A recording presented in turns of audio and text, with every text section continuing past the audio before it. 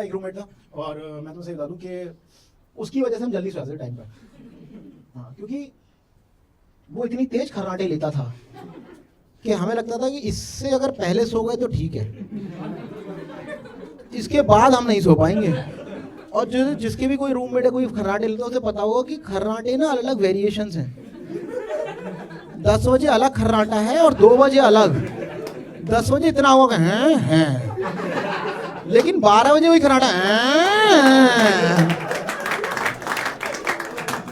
और भाई साहब इतना सिंक है ना उस खर्राटे में ना, वो ऐसा लगता है झूला झूल रहा हो खर्राटा।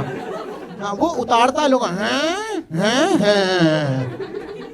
और तुम उनके लात घूसा भी मार दो ना, जो सब मारता तो चुप हो जा, पर ये इतने फोकस है ना उसमें भी खर्राटा लेना नहीं भूलते। तुम लात मारो